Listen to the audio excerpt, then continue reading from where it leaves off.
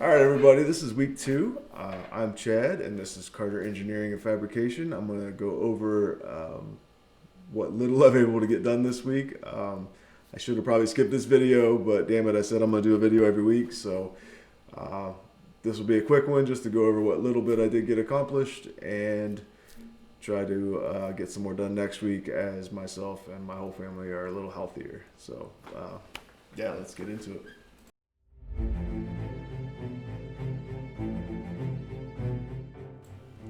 Last week we talked about the axle end play. I think I incorrectly mentioned it as backlash, but basically what I didn't realize is that as the clutch packs wear down, the axle end play increases. So send cut send for the win with some laser cut shims, and this is going to get reassembled. And then the next step is going to be starting to mock up the big brake kit, Brembo ZL1 brakes, and then Tesla electric parking brake calipers. It's going to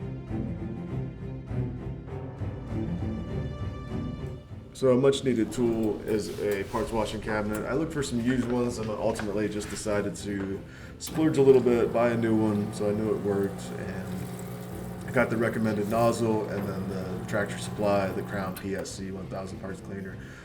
First test, it's pretty awesome. This is also an ultrasonic cleaner. Got some carburetors coming up and some other things, and I've got one of these at work. They are worth the money. It's fantastic.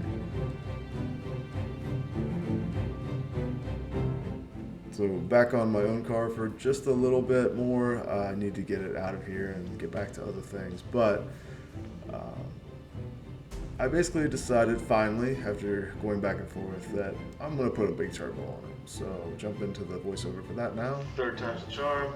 We are going to take a quick look at... Ooh, that looks a little better. Okay, so this is a quick and dirty 3D scan of the Trans Am, just to try and get you oriented. This would be the passenger front.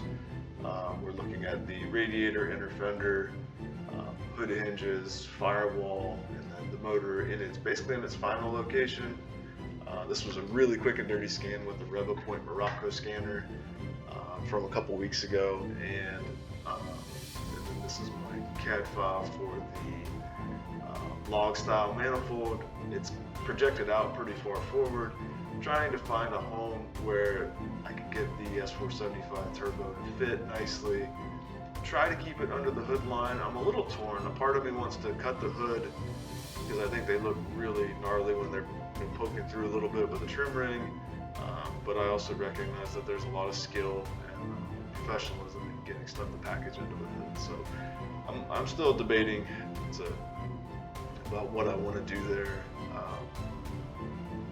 But yeah, I think I've pretty well settled in my mind that I want to hang a big turbo on the front of this car, and if I'm gonna do it, let's do it once.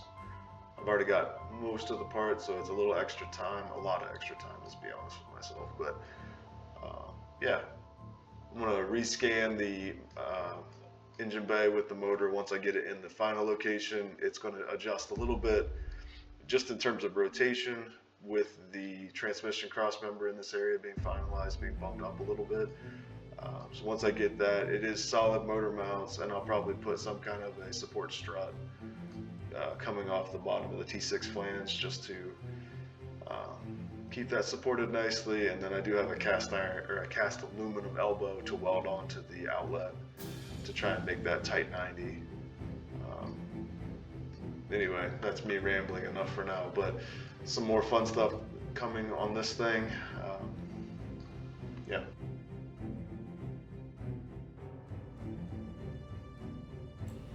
So the Bonneville is the big reason why I got the parts washing cabinet, and also why I need to get the air compressor hooked up.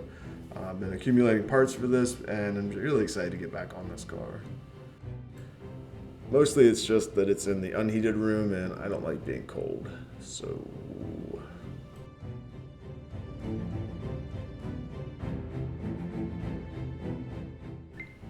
that's a pretty decent update for a light week. I was able to get SolidWorks 2025 installed, and that went pretty smoothly. Uninstall, reinstall, license, and all that. Too soon to tell if it's really buggy or not, but I do want to go back through some of my CAD models, specifically the Camaro files, because I think some of those might be valuable to some people. The block-off plates, the fuel tank, and fuel pump access panel, and some other custom things from Rob's Camaro that I'd like to offer up for sale, at least in DXF format, if nothing else. So I should have some interesting stuff coming in the next few weeks. I need to get a few things populated on my website. If you made it this far, thanks for watching, and let's do this again next week, hopefully with a little more to show. Thanks.